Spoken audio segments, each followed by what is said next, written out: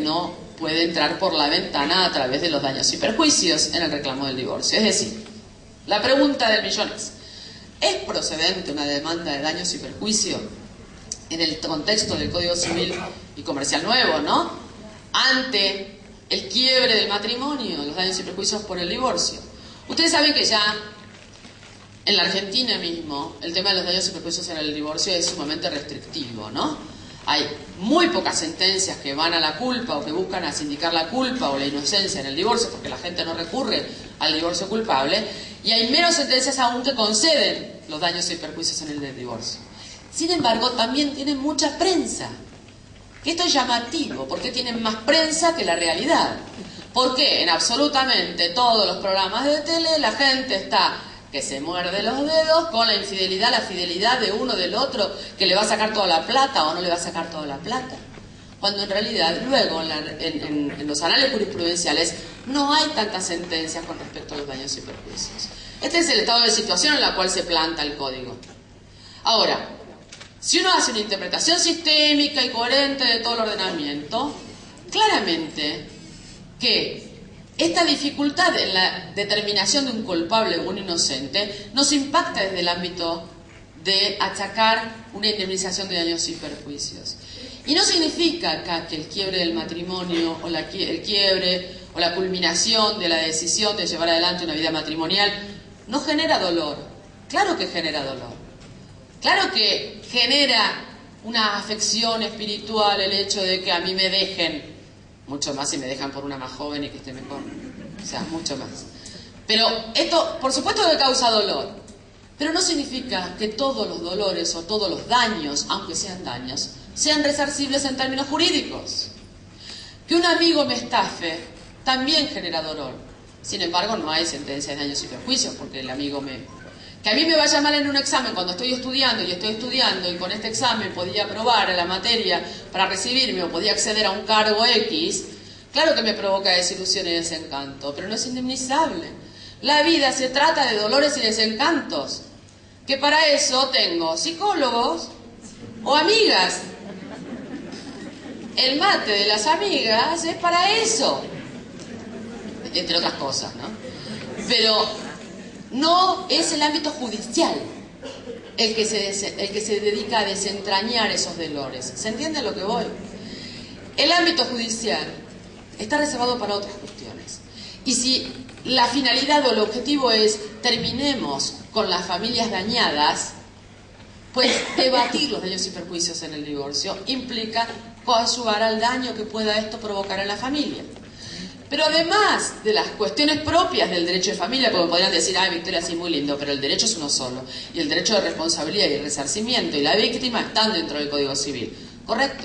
Uno puede irse a las normas de la responsabilidad civil que también se cambian en el Código Civil y Comercial, en donde se corre mucho el eje y se busca un derecho de daños que implica la reparación a la víctima. Es decir, se centra mucho en la reparación del daño. Ahora, hay una cuestión básica y esencial que también el derecho de daños lo recoge. Y esto es lo que yo resumo muy, o sea, me estoy metiendo en otro campo, pero una cosa muy brutal, que es el principio de la asunción del riesgo, lo llamo yo así, ¿eh? ¿Qué significa esto? Que cuando yo me caso, asumo el riesgo de que ese matrimonio se termine por el divorcio. Si yo me casé asumiendo ese riesgo, que ninguno quiere pensar en eso. Por supuesto que todos nos casamos pensando en que a nosotros no nos pasa. Les pasa a otros, ¿no? Estos problemas les pasa a otros, como las enfermedades les pasa a otros, nunca nos va a pasar a nosotros. Este principio de asunción de riesgo es, yo me casé, sé que una de las cosas que me pueden pasar en el matrimonio es divorciarme, por lo cual yo asumo el riesgo que implica. Si no, me quedo encerrada en mi casa en una cuevita muy protegida, en donde no me pase nada y no asume ningún riesgo en ninguna relación. Por supuesto que las cosas me pueden salir mal y me pueden engañar y me pueden dejar de querer, porque nadie está obligado, porque el amor sucede o no sucede, y nadie tiene forma de exigir al otro. Y los deberes matrimoniales, que los deberes matrimoniales se reducen en el Código Civil y Comercial al deber de asistencia, porque quedó ahí el deber moral de fidelidad, un deber moral que se traduce solamente en lo moral y no tiene consecuencias jurídicas, y que apareció en el trámite legislativo porque parece que tenemos un problema serio con la fidelidad. Tenemos un problema serio que no sé por qué no se puede terminar de resolver. Pero la pregunta es, ¿por qué al Estado le importa tanto lo que yo hago en mi cama? Perdón que sea tan gráfica, pero puede ser la mesa, el piso, pero bueno. A lo que voy es, ¿por qué al Estado le importa la vida sexual de las personas? Ahí tiene que ver algo con la posibilidad de procrear de las mujeres y que las mujeres traigamos hijos de cualquiera, que también sucede en el matrimonio. Si yo desactivo el divorcio por culpa, el deber de fidelidad deja de tener contenido, porque los deberes matrimoniales tenían sentido en tanto y en cuanto implicaba su incumplimiento las causas para pedir el divorcio. Todas las causales para pedir el divorcio hoy son la contracara de los deberes matrimoniales. Adulterio, injurias graves, abandono voluntario, todo es la contracara de los deberes. Si yo desactivo el divorcio culpable, los deberes pasan a ser, digamos, consejos. ¿Y la ley civil está para dar consejos? Para dar consejos está el cura, está el rabino, o sea, otros ámbitos para dar consejos. Pero no la ley civil, que es otra cosa la ley civil. Entonces, si yo, por otro lado, hay reconocido un derecho al divorcio, porque la Corte Federal ya lo dijo esto, y esto obligó a que el legislador dictara la ley de divorcio en el año 87. Dijeron, señores, es inconstitucional lo que está pasando en la Argentina, que el matrimonio es indisoluble. Si yo tengo el derecho a divorciarme, si yo asumí el riesgo cuando contraí el matrimonio, y que el riesgo, si yo me tiro en parapente y después me va mal, bueno, asumí el riesgo a que me quiebre toda, ¿no? El riesgo es un criterio en el derecho de daños. Pero además de todo esto, hay un artículo, que es el 1718, que viene de responsabilidad, que dice, está justificado el hecho que cause un daño, es decir, aun cuando yo cause un daño relevante jurídicamente, y que sea indemnizable en términos jurídicos, que para esto hay que estudiar toda la parte de daños, aun cuando yo provoque uno de esos daños, si este daño se produce por el ejercicio regular de un derecho, está justificado. ¿Y el derecho a divorciarse existe en nuestra legislación? Sí, existe, porque ya lo dijo la Corte hace mucho y eso provocó que se dictara la ley. Por lo tanto, otros pueden decirme, porque yo uso argumento y contraargumento, ¿no? Bueno, pero uno puede estar ejerciendo abusivamente un derecho. Sí, pero justamente cuando uno se va al artículo 10 para ver qué es el abuso del derecho, interpretación sistémica y coherente, el código es todo. Aunque seamos abogados de familia, tenemos que saber el derecho, ir y venir. Dice, el ejercicio regular de un derecho propio o el cumplimiento de una obligación no puede constituir ilícito ningún acto. La ley no ampara el ejercicio abusivo de los derechos. Se considera tal el que contraría los fines del ordenamiento jurídico. Justamente los fines del ordenamiento jurídico es desactivar la litigiosidad en el divorcio, en terminar con la litigiosidad en el ámbito de la finalización del matrimonio. Esto lo dice de forma expresa los fundamentos, en donde el incumplimiento de ningún deber matrimonial genera indemnización de daños y perjuicios. Por lo tanto, si yo estoy ejerciendo el derecho a divorciarme, no podrá ser abusivo porque condice con los fines del ordenamiento jurídico. ¿Esto implica que ningún daño que me provoque mi marido pueda ser indemnizado? No, claro que no. Porque además de cónyuges, somos personas. Entonces, si a mi marido se le ocurre, por ejemplo, sacar mi diario íntimo, sacar fotocopias, imprimirlo en grande y pegar toda la universidad con mi diario íntimo, pero por supuesto que me está generando un daño, está avasallando mi derecho a la intimidad y que yo voy a poder hacer daños y perjuicios contra él, como podría contra mi vecino si lo que me está haciendo es lo mismo. Es mi condición de persona, no el vínculo matrimonial. El vínculo matrimonial podrá ser mensurado para la cuantificación, ¿no? Porque él tenía más facilidad de acceso y demás. Pero el derecho que a mí me dañaron es un derecho fundamental por mi condición de persona. No está relacionado con la fidelidad o con los deberes matrimoniales. ¿Se entiende la distinción? Esto no es nuevo, esto ya lo viene diciendo la jurisprudencia de la doctrina. Ya hace rato que se perfiló esta tendencia con respecto a los daños, la procedencia de daños en el divorcio. Por lo tanto, los daños provocados en mi condición de persona que afecta a derechos fundamentales, independientemente con el vínculo matrimonial, esos son indemnizables. Los que no son indemnizables, los que se relacionan con supuestos incumplimientos de deberes matrimoniales que ya no son tales, como el deber moral de fidelidad, que en términos jurídicos no tiene ninguna relevancia ni ningún efecto.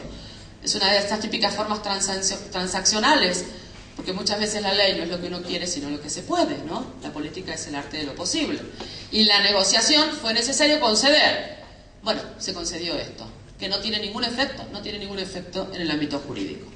¿Por qué me meto con esto de daños y perjuicios en el divorcio? Aquí viene una PNT, ¿no? Publicidad no tradicional.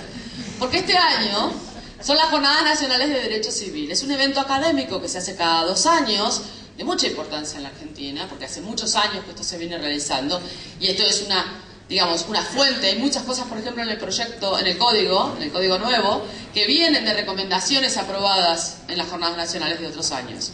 Este año tocan las Jornadas Nacionales que se hacen cada 2 años, justo tocó 2015 con código nuevo. Es el primer evento académico fuerte, tradicional, digamos, con código nuevo. Y como mi universidad es la anfitriona, yo no puedo evitar de promocionarlo y de bajar la información en todos los lugares en donde estoy. Allí tienen la página web de este evento, 1, 2 y 3 de octubre, y por supuesto que están todos invitados. Y por último, para cerrar ya, un tema candente. ¿Qué hacemos el 1 de agosto? ¿De qué nos disfrazamos? Por suerte, el 1 de agosto es sábado. Domingo. El problema va a ser el lunes 3 de agosto. ¿Qué hacemos el lunes 3 de agosto? El nuevo, el viejo, ¿para dónde vamos con esto? Y en esto es interesante lo que pasa ahora, en realidad lo que está pasando desde el año pasado, por lo menos yo les cuento como abogada, infidencias, en donde uno aprieta, ¿no? O sea, para algunos asuntos y acelera otros, porque sabe que con el código nuevo le va a ir peor. O sea, estamos en un momento especulativo muy particular. Este es el problema, el gran, serio problema del derecho transitorio. Vamos a ponernos en caja primero, porque hay mucho ruido con esto. En este momento, sobre todo, hay mucho ruido, ¿no? Hay muchos sectores en donde están opinando y escribiendo sobre el artículo 7 y demás. El problema esencial es el siguiente. Todo cambio legislativo genera que hay cuestiones que quedan atrapadas con el cambio, a las cuales tenemos que resolverlo desde principios propios del derecho transitorio, qué norma aplicar. Son fundamentalmente los juicios en trámite, dicho en criollo. ¿Qué hago con la demanda que tengo, por ejemplo, en Cámara y que todavía no está resuelta y que me va a llegar el 1 de agosto porque los señores camaristas se toman su tiempo para meditar la decisión de su voto, ¿no? El sentido de sus votos, o andan por algún vericueto ahí de pase, vista, recontravista, y todavía no tengo sentencia firme? ¿Qué es lo que va a pasar con esto? El artículo 7 del Código Civil y Comercial, el que entra en vigencia el 1 de agosto, sábado, dice expresamente: a partir de su entrada en vigencia, las leyes se aplican las consecuencias de las relaciones y situaciones existentes. Las leyes no tienen efecto retroactivo. Es una réplica del artículo 3 del Código Civil. Porque esto que nos va a pasar ahora no pasa por primera vez, pasa cada vez que hay una modificación legal. Cuando la 17711, que fue la gran modificación del 68, cambia el Código Civil, también hubo estos problemas de derechos transitorios. Lo que pasa, que en esto reconozco, la 17711 modificó un 10% de la totalidad del Código Civil y ahora tenemos una reforma integral, que es la primera vez que nos pasa. Somos nuevos en esto de modificar todo el código. El código se sancionó en 1871 y recién ahora se modifica integralmente. Estamos viviendo algo único, porque no hubo otra reforma de estas dimensiones, reformas parciales. Entonces, lo primero que tenemos que hacer, y una cuestión muy rudimentaria, es hacer una gran distinción entre situaciones agotadas y situaciones en curso, porque eso es lo que nos dice el 7. O sea, el principio es que las leyes no tienen efectos retroactivos, pero yo tengo que ver cuáles son las situaciones que ya se agotaron y cuáles las que todavía están produciendo efectos. ¿Cuáles son las que se agotaron? Por ejemplo, las cuestiones relacionadas con la constitución de la institución. Si yo me casé hace 5 años, y supongamos, que no es el caso, pero supongamos que con el Código Nuevo se modifica algún requisito del matrimonio y mi matrimonio celebrado hace 5 años no entra porque no cumple algunos de los requisitos, ¿se entiende? Pues entonces, ¿ese matrimonio deja de ser válido porque ahora me cambiaron los requisitos? No, claramente que mi matrimonio sigue siendo un matrimonio, porque se constituyó según la ley vigente en el momento. Las modificaciones traídas con respecto a las constituciones de las instituciones no afectan, porque eso ya es un matrimonio, ya se produjo el matrimonio, ya se determinó la filiación. No voy a poder cambiarla la determinación porque se ha modificado la forma de determinar. ¿Se entiende? Por otro lado, Todo lo que tiene sentencia firme, cerrado y ya está resuelto. Un divorcio que resolvió, que yo como soy buena, soy la inocente en el divorcio, y como soy inocente tengo derecho, por ejemplo, incluso a una indemnización. Eso, ¿el código nuevo lo cambia? No, ya está determinado, ya está debatido, ya está resuelto, firme. No tengo ninguna instancia, consolidó. Con lo cual, el crápula, ¿me va a tener que pagar indemnización? Sí, querido. Si a mí me concedieron alimentos por el 207, alimentos por la inocencia, ¿sigo teniendo el derecho a esos alimentos? Aún cuando... Pero ojo, porque no todo es tan fácil en la viña del Señor.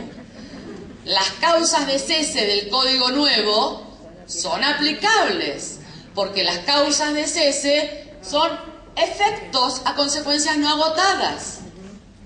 ¿Se entiende? Con lo cual, esta primera distinción nos ayuda, pero no es la panacea absoluta que nos resuelve todo, porque tenemos que analizar caso por caso qué es lo que va a suceder. Hay cosas que sí tenemos claras. La culpa no puede ser más analizada, con lo cual, señores jueces y juezas aquí presentes, camaristas, miembros del Tribunal Superior o quien sea que esté, si tiene una montaña así de hojas, que se llaman expedientes, en donde está debatiendo la culpa, lo tiran a la basura, porque no sirve más. Es decir, a partir del 1 de agosto no se analizará más la culpa en ese divorcio pendiente, porque a la extinción del matrimonio le aplico la ley vigente. La extinción es una de las situaciones no agotadas. Cuando se termina el matrimonio le aplico la ley vigente a ese momento y no la ultraactividad del código derogado. Esto que yo estoy diciendo lo dice con mucha más solvencia, con mucho más fundamento y mucho mejor dicho mi querida Ida Kepelmacher de Carlucci, por supuesto, maestra total. Y no desconozco que hay toda otra corriente de opinión que anda también por todo el país diciendo lo contrario exactamente a lo que yo estoy diciendo. Todo esto lo sé y además lo leo, porque en la ley, que lo recibo igual que ustedes, aparecen lo de un lado y lo aparecen lo del otro, ¿o no? Hay un artículo y réplica de artículo, otro réplica de artículo y demás. Y así estamos. ¿Qué es lo que pasa con esto? En realidad, vuelvo al principio. La resistencia que genera el cambio también tiene que ver con esto. Y no es nuevo, no nos tenemos que asustar con esto. Cuando se modificó la 17711, también hubo una gran disputa entre Borda y Llambías, a quien yo estudié mucho, Borda y Llambías, porque en mi época se estudiaba con Borda y Llambías. Borda, que era el que había hecho la 17711, recuerdan ustedes, ¿no? La ley que en realidad es pluma de Borda. Llambías hizo toda una construcción teórica para impedir la aplicación. ¿Por qué? Porque estaba enojado también con que se había modificado el código. Hay cuestiones que están relacionadas con cuestiones coyunturales o circunstanciales que son a veces más fuertes que lo que implica la trascendencia de una modificación. Si a mí por X, Y y Z o Z no me gusta el código nuevo, porque me parece que tendría que haber sido escrito de otra manera, porque me parece que lo que yo hice no me dieron bolilla, o porque parece lo que fuera, puedo claramente hacer alguna construcción teórica para impedir la aplicación. Pero esto no va a ser más que un tiempo. Esta resistencia se termina por el solo paso del tiempo. Con lo cual, si uno analiza cuáles son los argumentos expuestos para evitar la aplicación inmediata, por ejemplo, en el tema de la culpa, se derriten, o sea, no tienen tanta fuerza. No voy a detenerme aquí a hacer esta explicación muy larga, pero invito a que lean argumentos de un lado o del otro. Pero lo cierto es que la aplicación del Código Viejo a la forma de disolver el matrimonio implica en contra del artículo 7, pero además no podría ser posible aplicar los efectos de la culpa incluso. Porque a los efectos del matrimonio y del divorcio se aplica la ley vigente. No hay otra manera de interpretar la no aplicación de la retroactividad. Con lo cual tampoco tendría sentido dictar una sentencia con culpabilidad e inocencia después del 1 de agosto. Este tema da para más largo y yo simplemente les puedo hacer algún punteo de cuestiones. Las normas procesales se aplican a del 1 de agosto. Todas son de aplicación inmediata. Con lo cual, si yo tengo un divorcio en trámite, lo tengo que adecuar al 438. Tengo la montaña demanda contra demanda, tengo que decir con un despacho, miren señores, tráiganme una propuesta.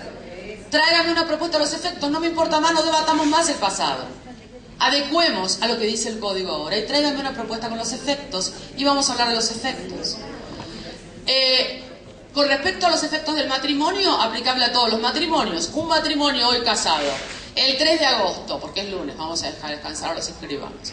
¿Se puede cambiar el régimen de separación? Sí, porque los efectos de su matrimonio se rigen por la ley al momento en que estamos viviendo.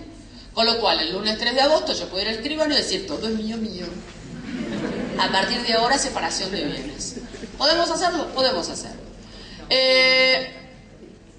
No se debe valorar la culpa, porque la culpa ya no tiene incidencia, pero además, en cuanto a los efectos del divorcio, los efectos del divorcio son aplicables a partir del momento en que tengo la sentencia firme. Por lo tanto, si yo tengo una sentencia firme con el código viejo, ¿puedo pedir compensación económica? No, porque es un efecto que reconoce la ley a partir del 1 de agosto. Voy a poder pedirlo a partir de las sentencias dictadas, firmes a partir de las sentencias dictadas después del 1 de agosto. Ahora, como les decía, los alimentos que a mí me reconocieron y que yo vengo, por ejemplo, los que cobré ya entraron y ya me los gasté. No hay problema. Alimentos por cónyuge inocente estoy hablando. No estoy hablando de los hijos, que es otro tema. Estoy hablando entre cónyuges. Cuotas devengadas que no me pagaron, porque me debe el crápula. Porque es así, de siempre lo fue. Yo le digo, señor juez, que siempre fue un crápula, que nunca pagó las deudas y que bla, bla. Muy bien. Esas que me las debe porque no me las pagó, también están en mi bolsillo. Es un crédito. ¿Las voy a poder cobrar? Las voy a poder cobrar. Las cuotas que se siguen devengando. Circunstancias no agotadas después del 1 de agosto.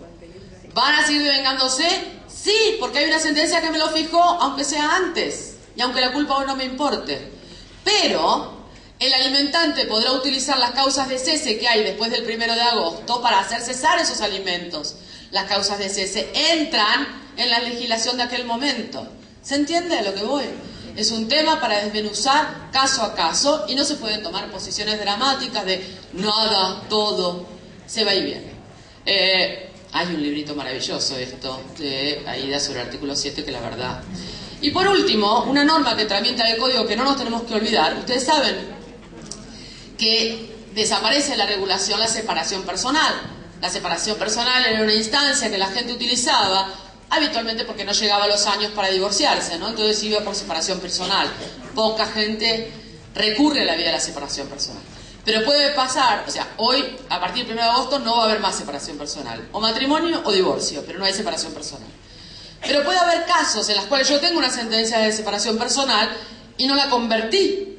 Conversión que hoy está prevista en el Código Viejo, pero como la separación no está en el Código Nuevo, no está prevista.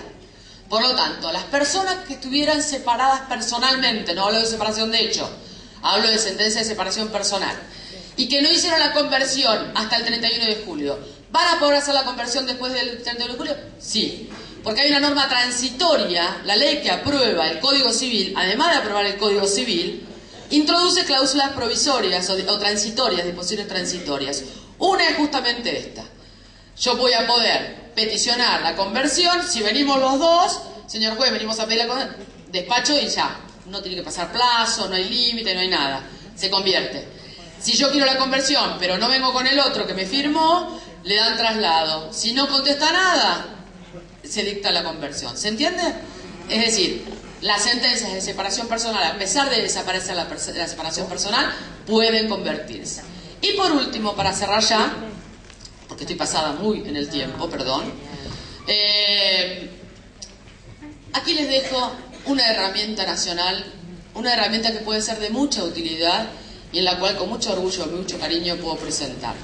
Me estoy refiriendo a esta página web, que ahí está la dirección, www.colectivoderechosdefamilia.com, que es una página de acceso, por supuesto, para todo el mundo, en la cual pueden contar con doctrina, todavía no, pero estamos muy ansiosas, con jurisprudencia que uno la va a poder revisar por todo el país, porque nuestro país es muy extenso y es muy rico y muy diferente. Los problemas que por ahí tenemos en provincia de Buenos Aires no son los mismos que tienen en Ushuaia, ni son los mismos que tienen acá. Con lo cual es interesante también poder analizar la jurisprudencia de distintas partes del país. Doctrina, nacional, doctrina extranjera, novedades legislativas, novedades de eventos académicos, una herramienta de acceso para todo el mundo que pueda facilitar esta tarea tan grandiosa y tan maravillosa que es estudiar y aplicar el derecho. Muchas gracias.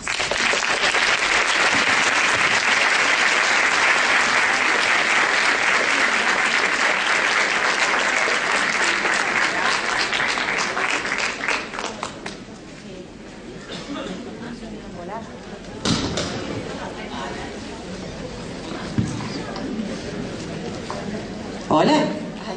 Sí, yo ahora voy a alcanzar un micrófono al que quiera hacer alguna pregunta para Vicky, así después nos vamos al break.